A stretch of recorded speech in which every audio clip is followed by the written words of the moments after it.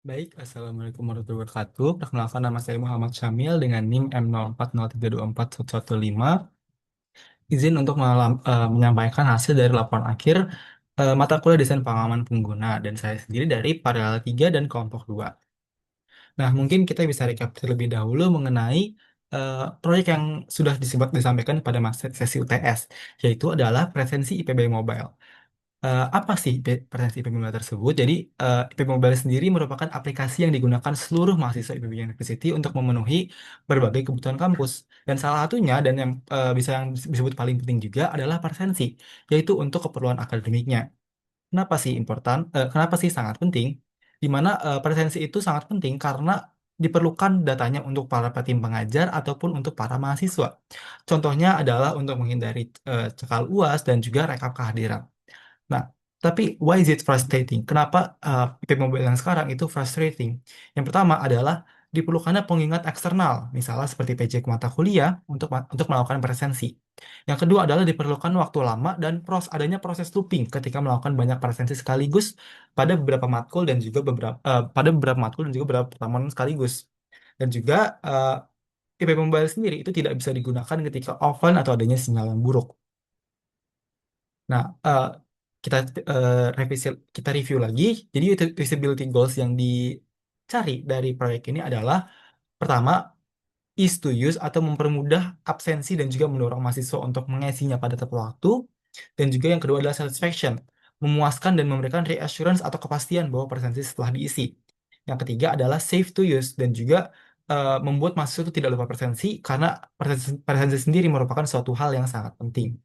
Di sini usability goals yang digunakan berdasarkan dari teori dari Priest et al. Pada tahun 2022 yang membagi usability goals menjadi em, 6 bagian utama dan juga ada turunan lagi, misalkan seperti efficient to use, easy to remember how to use, easy to learn, dan lain-lainnya. Hmm. Dan juga user persona berdasarkan hasil wawancara atau empathy interview, interview yang sudah dilakukan sebelumnya dari eh, customer journey map-nya dapat dilihat bahwa user personanya adalah sebuah mahasiswa efisiensi seeker. Karena mungkin bisa dilihat. Kalau yang bisa dilihat frustrationsnya adalah banyaknya steps yang confusing. Jadi mungkin ini akan dibahas selanjutnya. Apa yang dimaksud dengan steps yang confusing, tidak ada notification, tidak adanya error atau timeout, dan juga banyak back and forth. Dan yang diinginkan adalah eh, attendance yang one click gitu ya, one click, fast and simple dan juga safe. Dan juga adanya reminder yang otomatis. Kita bisa lihat current flow yang sekarang. Jadi flow-nya untuk semua presensi itu selalu begini, hampir selalu begini. Pertama ada diingatkan, lalu orang tersebut akan buka IPBM, mencari presensi atau mata kuliahnya, lalu melakukan presensi seperti yang ditampilkan pada video berikut. Jadi mencari presensi dulu, ini contohnya adalah ketika kita ingin presensi pada mata kuliah DPP gitu ya. Ini contohnya sudah presensi, tapi ini sebagai contoh saja. Dilihat bahwa ada diingatkan dulu, masuk ke IPBM, mencari mata kuliah DPP, lalu baru melakukan presensi tersebut. Nah, mungkin tidak perlu diingatkan, tapi pastinya kalau misalkan tidak diingatkan bisa saja lupa, di mana itu sangat terjadi di semua mahasiswa yang diinterview pada MPT interview, dan juga kalau misalkan mereka tidak diingatkan atau mereka tidak telat, alternatifnya adalah mereka harus terus-terusan membuka IPBM untuk mengeceknya, di mana itu juga tidak efisien untuk mahasiswa, terutama mahasiswa efisiensi seeker. Nah, sekarang pertanyaannya, gimana kalau misalkan banyak? Ini adalah contohnya di mana saya akan membuka tab kehadiran dulu, lalu saya mengecek kira-kira matkul saja apa saja sih yang saya masih belum isi presensinya. Contoh pada di sini adalah saya belum mengisi pemrograman kuliah. Contohnya pasti sudah, tapi mungkin ini sebagai contoh saja. Selanjutnya, kalau misalkan saya cari, oh ada lagi nggak sih mata kuliah yang ada? Jadi saya kembali ke tab kehadiran. Ketika saya sudah menemukannya, saya kembali ke jadwal, cari mata kuliahnya lagi, cari mata kuliah, klik presensi, kembali lagi ke kehadiran, lalu cari lagi. di mana ini adanya proses looping yang cukup panjang dan berdasarkan dari hasil interview saya, banyak sekali mahasiswa yang misalkan dari tab kehadiran, mereka lupa apa saja sih yang masih belum diisi, mereka ke tab jadwal mengisi beberapa terus sisanya lupa. Lalu mereka harus kembali lagi ke tab kehadiran untuk mencarinya lagi secara berulang-ulang. Ya, baik ini sudah selesai. Jadi bisa dilihat kalau misalkan tes flow sekarang itu masih cukup panjang dan juga tidak efisien. Notifikasi cukup diperlukan atau sering dilupakan para sensitif oleh mahasiswa, terutama ketika mahasiswa tersebut sudah di tingkat kedua, tiga, ataupun empat, di mana presensi itu juga sering dibuka oleh dosen secara langsung berbarengan gitu ya. Jadi misalkan bisa dilihat contoh-contoh yang ada di screen ini, di recording screen ini adalah pemrograman praktikum itu sama sekali belum dibuka sampai sekarang. Jadi pastinya dan kalau misalkan dibuka dan masih kosong semua pasti kan kita akan kelupaan juga gitu ya. Nah, itu merupakan salah satu hal yang dijadikan em, titik utama gitu ya dari titik pain point utama dari para user. Nah, bisa dilihat kalau misalkan ada cukup banyak problemsnya. Pertama adalah lama banget nih isi presensinya. Yang kedua adalah gimana kalau lupa untuk isi presensi atau misalkan bahkan tidak tahu ada presensi yang dibuka gitu. Itu juga pain point yang cukup besar gitu ya. Yang ketiga adalah bagaimana kalau dosen langsung tutup presensinya. Itu juga sering terjadi karena ada beberapa dosen yang cukup strict dan membuka presensi dalam kurun waktu yang singkat saja. Di mana kalau misalkan eh, mahasiswa sedang berjalan dari kelas satu ke kelas lain yang cukup jauh, misal dari FAPET ke FMIPA yang dialami oleh para mahasiswa ilmu komputer, itu bisa menjadi salah satu pain points yang cukup besar. Karena kita harus membalance isi presensi, dan kalau misalkan lag, itu juga pasti bakal lama. Kita juga harus sambil naik motor, keluar motor, lalu ke FMIPA sambil berjalan kaki untuk mengisi presensi. Yang keempat adalah bagaimana kalau misalkan kita tidak hadir dan kita secara tidak sengaja mengisi hal tersebut. Nah, ini ada salah satu keluhan dari empati interview saya, di mana salah satu user itu mengatakan bahwa kadang dia itu pernah tidak sengaja terisi presensi yang sebenarnya itu tidak hadir karena purely karena dia lupa saja. Di mana ini juga sangat berbahaya tentunya bagi para user, di mana yang awalnya mereka ya udah pengen cepat-cepat aja presensi, tapi jadinya ada potensi untuk mendapatkan masalah dari dosen atau tendik. Yang selanjutnya adalah bagaimana kalau tidak tersimpan presensinya. Nah, ini mungkin salah satu hal yang pain points juga jadi bagi para mahasiswa. Kenapa? Karena kalau misalkan kita kembali sebentar, kita misal kembali ke tab jadwal ini.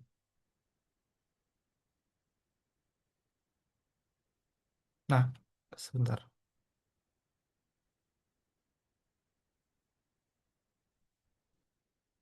Jadi di bagian jadwal ini ada persentase, tapi persentase tersebut di bagian atas saya lagi itu ada persentase mungkin tidak muncul di sini atau di sini.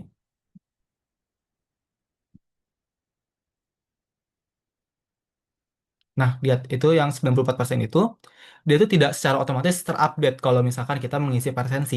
Di mana itu jadi pain points juga karena mungkin tidak merasa apakah ini benar-benar tersimpan datanya setelah saya melakukan presensi sebanyak itu. Dan juga indikator keduanya adalah kita bisa melakukan presensi di tempat yang sama. Maksudnya adalah di pertemuan yang sama yang telah kita isi atau diisikan oleh para dosen. Di mana ini pastinya kalau misalnya kita setelah mengisi presensi dan kita masih melihat bahwa tombolnya masih biru, berarti masih bisa diklik. Itu menandakan kalau kita mungkin menumbuhkan keraguan dalam user kalau misalkan apakah benar-benar sudah tersimpan dan kalau misalkan sudah tersimpan kenapa tidak diblok saja secara otomatis gitu. Dan juga yang terakhir adalah kalau lag gimana. Dan ini cukup sering terjadi juga dan menjadi pain points dari para user yang sudah saya interview, di mana mereka mengatakan kalau misalkan WiFi IPB akses itu juga sering lag sehingga menimbulkan problems untuk IPB mobile juga. Itu di mana IPB mobile sendiri tidak bisa digunakan sama sekali ketika ketika sedang lag atau sinyalnya buruk. Tapi dari sini kita bisa lihat bahwa dari problem-problem ini kita bisa lihat bahwa ada opportunity-nya atau design opportunity-nya. Yang pertama, kalau kita lihat dari lama banget isi presensinya, kita bisa membuat actionable dashboard di mana tab kehadiran tadi bisa langsung melakukan presensi juga. Jadi tidak perlu kembali lagi ke jadwal, mencari mata kuliahnya, jadi langsung di satu tempat saja. Itu akan mengurangi proses loopingnya dengan sangat banyak. Selanjutnya, kalau misalkan lupa gimana? Jawabannya adalah push notification. Jadi kalau misalkan dosen telah membuka BAP-nya, langsung ada push notification yang langsung membawa mahasiswa ke eh, laman presensinya. Tinggal klik saja. Selanjutnya adalah kalau dosen langsung tutup presensi gimana? Ini bisa menggunakan push notification juga dan juga optimization masalah tadi lag tadi. Kalau isi presensi yang ternyata tidak hadir gimana? Bisa ada ide untuk menampilkan atau menambahkan cancel presence gitu ya. Jadi menghapus eh, membatalkan presence yang ada berdasarkan sebuah time limit. Kalau misalkan nggak kesimpan gimana? Ini berdasarkan yang tadi, berarti kita bisa membuat buttons atau tombol-tombol yang ada di PBM itu lebih clear lagi intentionnya apa atau apa yang bisa dilakukan pada tombol-tombol tersebut.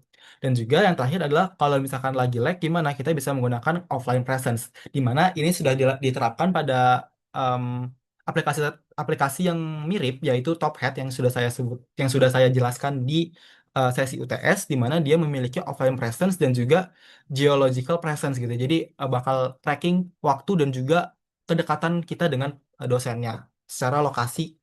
Jadi hanya beberapa beberapa presensi tertentu yang mengikuti syarat tertentu bisa dianggap sebagai valid. Nah, berdasarkan dari hasil empathic interview, hasil brainstorming, kelompok kami melakukan brainstorming dan menghasilkan sekitar 13-an ide yang seperti yang di kiri.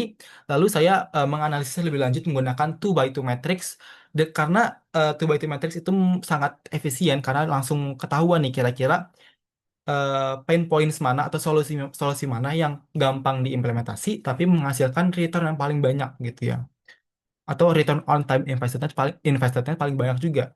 Di sini saya telah melakukan analisisnya, jadi ada tambah indikator, tambahan tanggal pertemuannya dan segala macamnya.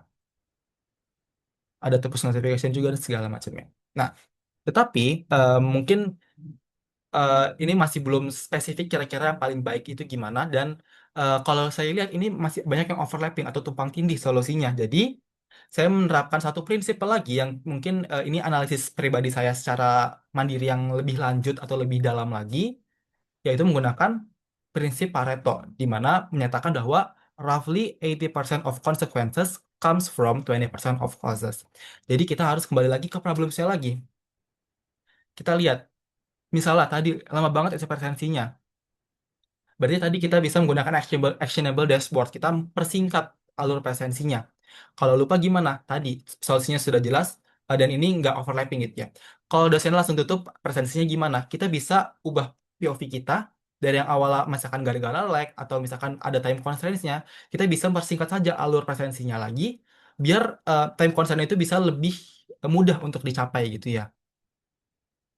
Nah, kalau kita lihat presensi yang ternyata tidak hadir gimana? Setelah dianalisis lebih lanjut, ditemukan bahwa presensi yang tidak hadir ini tuh atau cancel presensi itu yang ide pertama itu kurang visible untuk dilakukan. Kenapa?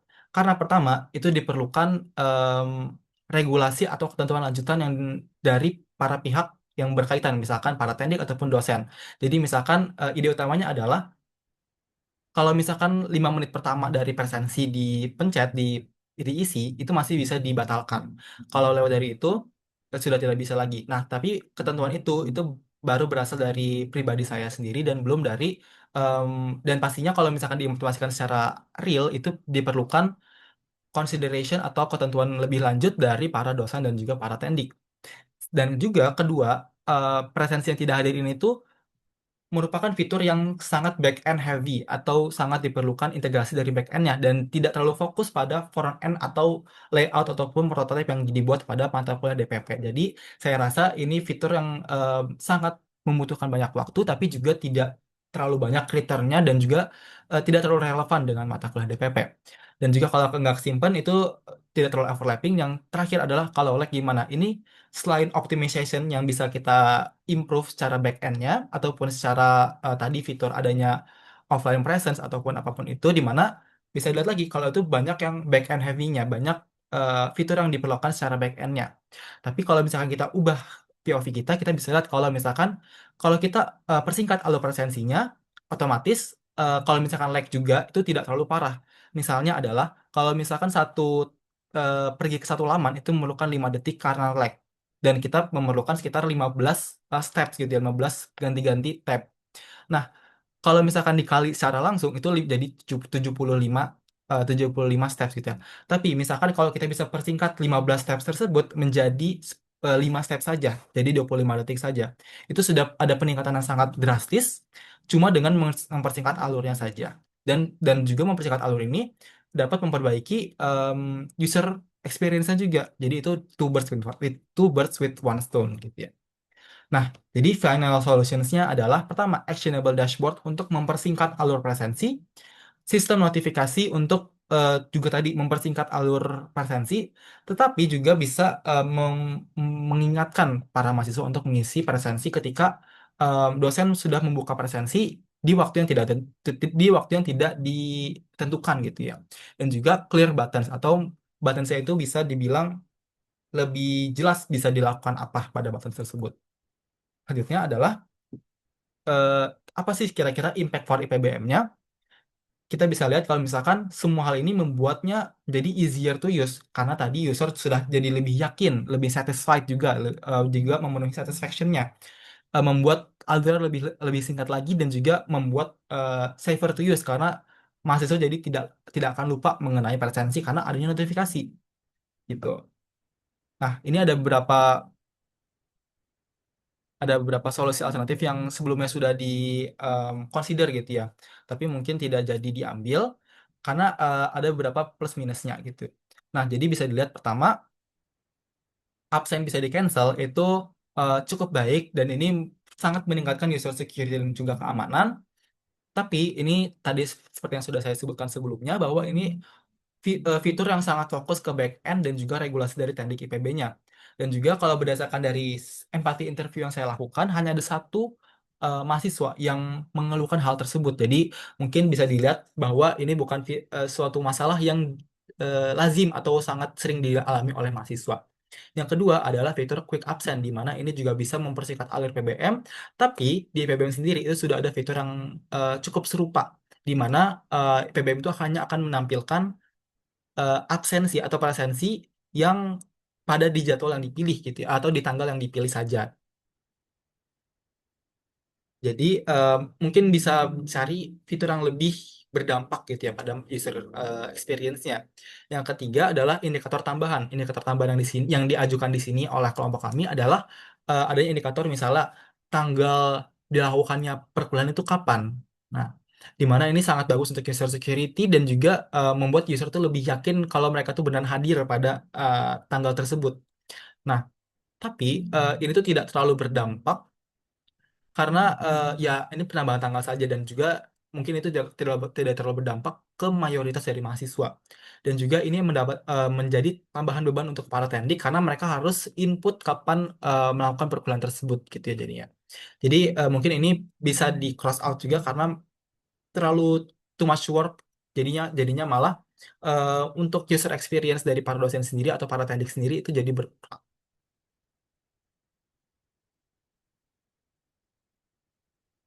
Nah, ini ada prototipe yang saya buat yaitu untuk push notification. Jadi saya menggambarkan screen Android awal biasa saja seperti ini, lalu dia akan setelah delay akan muncul notifikasi.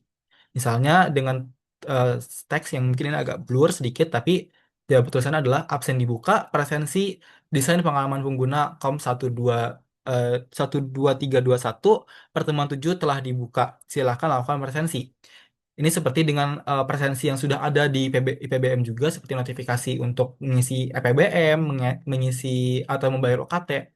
Dan nanti bakal lanjut ke eh, halaman login, dan ini bisa di skip kalau misalkan istilah sudah login, dan juga akan lanjut langsung ke jadwal pertemuan ada notifikasi tersebut.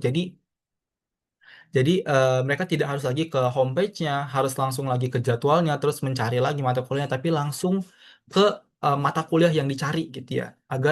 Kenapa hal tersebut dilakukan? Agar langsung memotong langsung banyak waktu yang diperlukan untuk mengisi presensi. Lalu mereka tinggal isi presensi dan akan muncul notifikasi bahwa sudah diterima atau sudah diisi, dan nanti tombol birunya ini akan menjadi biru yang lebih pudar, yang menandakan yang bagi banyak orang itu menandakan kalau sudah dipencet gitu ya, sudah dan tidak bisa dipencet lebih lanjut lagi gitu. Nah, dari flow-nya awalnya itu yang awalnya harus login dulu, lalu ke home, ke jadwal mencari mata kuliah, lalu mengisi presensi, kita pangkas menjadi dari notifikasi ke login ke presensi aja. Nah, dari sini ini tuh membuat presensi menjadi lebih singkat atau easier to use sesuai dengan usability goals yang kita inginkan dan juga memperjelas ketika tombol tidak bisa diklik itu affordansial menjadi lebih baik dan juga memberikan feedback jelas ketika presensi. Eh, jadi adanya satisfaction atau assurance yang baik untuk para usernya. Nah, ini untuk prototype actionable dashboardnya. Jadi seperti awal utamanya, tapi dari Wireflow homepage itu bisa mereka klik kehadiran, lalu dari kehadiran itu bakal muncul ini seperti yang sudah ada di PBM sekarang. Tapi bedanya adalah kalau misalkan kita klik ini sekarang, dia itu hanya tidak ada muncul presentasi seperti ini. Jadi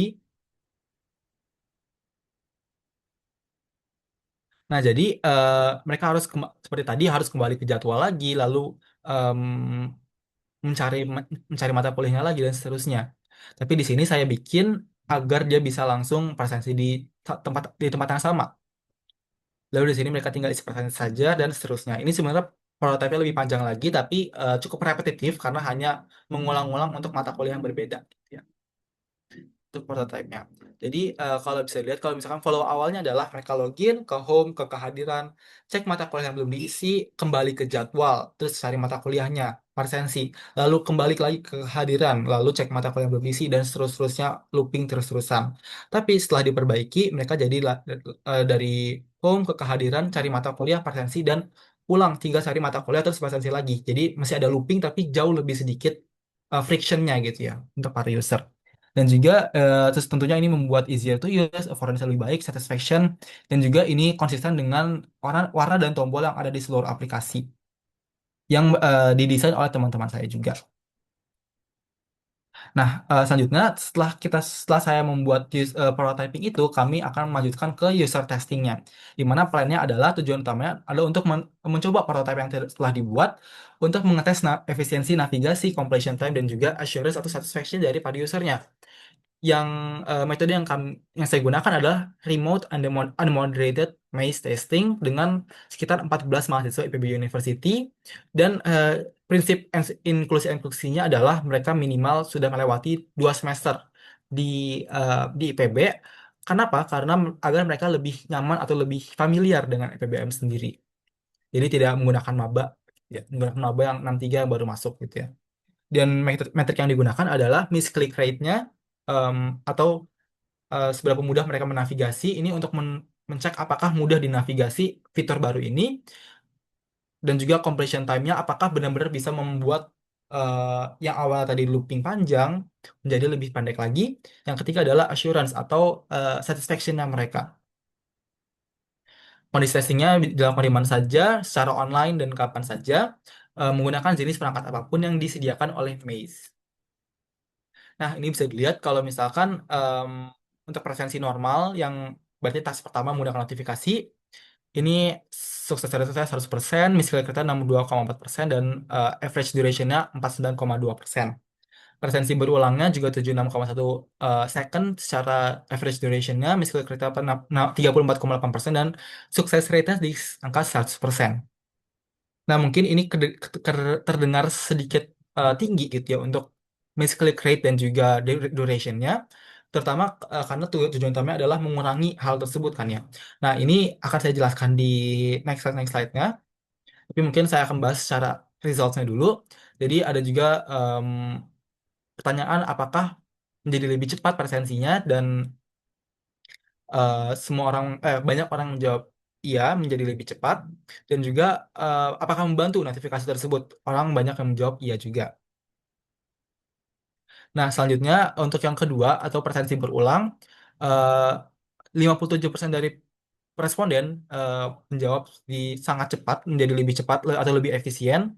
Yang kedua adalah seberapa mudah presensi berulang ini untuk dilakukan, untuk dinavigasi, dan 64% dari responden itu menjawab iya.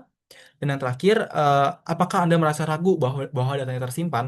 71% menjawab iya juga. Jadi, kalau bisa dilihat untuk average score-nya 4,5, 4,6, dan juga 4,4 itu cukup baik untuk testing awal atau untuk uji prototype, untuk uji prototipe gitu.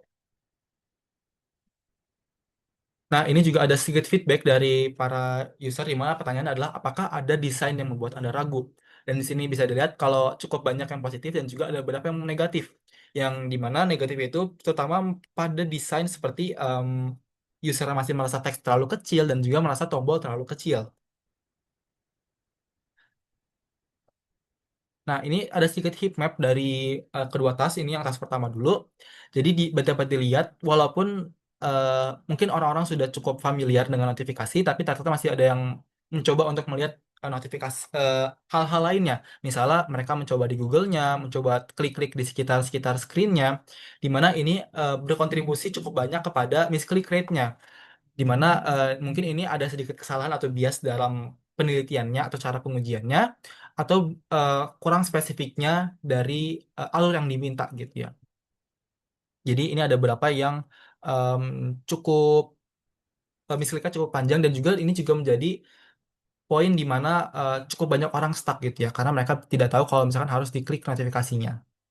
Yang kedua adalah pada login page-nya cukup banyak orang mencoba untuk melakukan isi username terlebih dahulu lalu baru ke loginnya dan yang ketiga ini sudah cukup baik mereka di mana mereka kebanyakan itu langsung mengisi pertemuannya berapa langsung dan langsung mengisi ke em, kehadirannya gitu jadi mungkin em, ada sedikit misklik rate cukup tinggi karena hal-hal tersebut. Nah ini untuk yang keduanya di mana proporsi orang yang menginput username dan password itu juga cukup berkurang dan langsung pada login.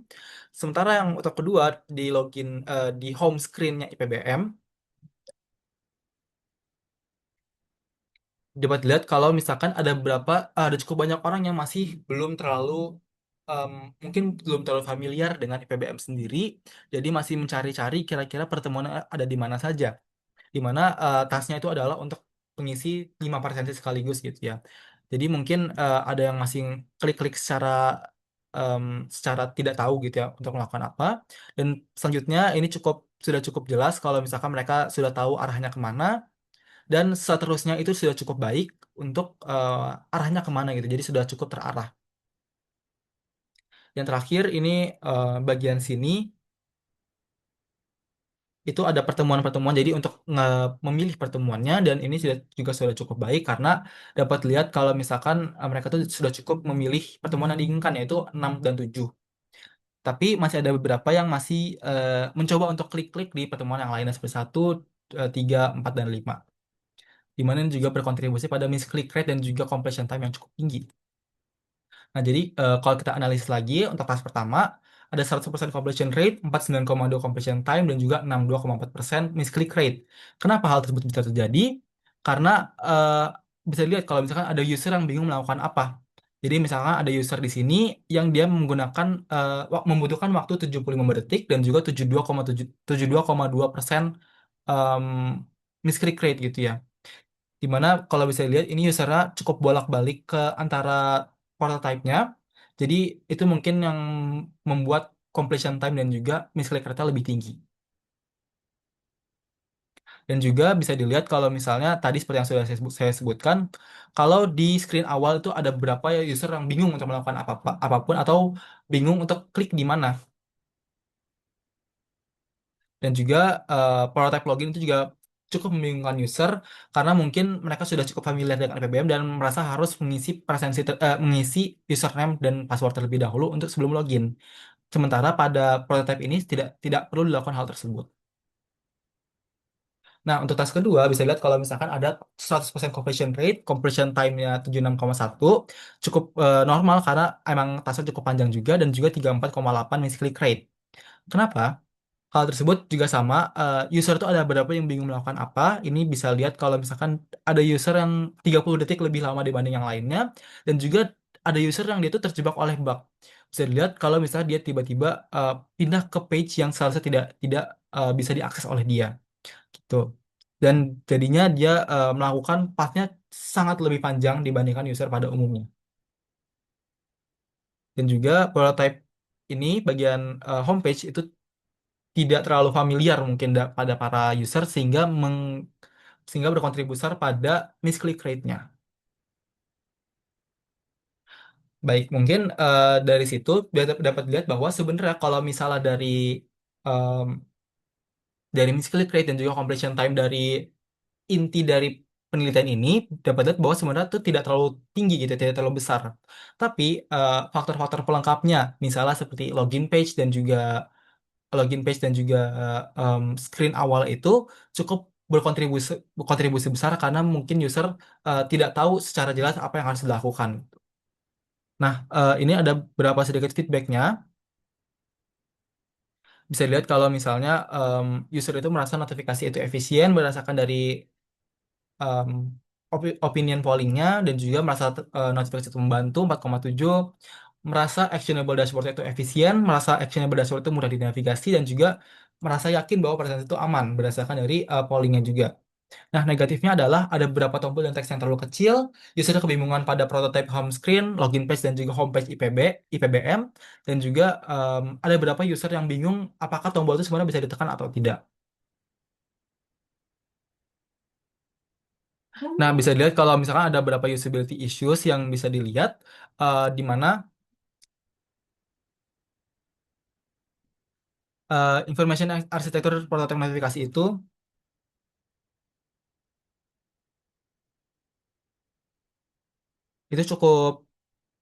cukup minor masalah notifikasi karena tadi tidak terlalu parah gitu ya orang-orang stuck di sananya, dan juga affordability, tapi affordability tombol itu cukup kritikal gitu ya, dan juga affordability atau seberapa mudah dia navigasi prototype login page-nya itu cukup kritikal juga dalam segi usability, dan juga discoverability homepage IPBM untuk mencari tab kehadiran itu juga cukup moderate masalahnya. Nah, kesimpulannya adalah secara umum itu sebenarnya ide utama yang digagas itu em, sudah cukup memuaskan user. Namun beberapa prototipe dengan pelengkap itu malah justru yang membingungkan user, dan faktor usability seperti discoverability dan juga affordability pada prototipe pelengkap itu perlu diperhatikan lebih lanjut.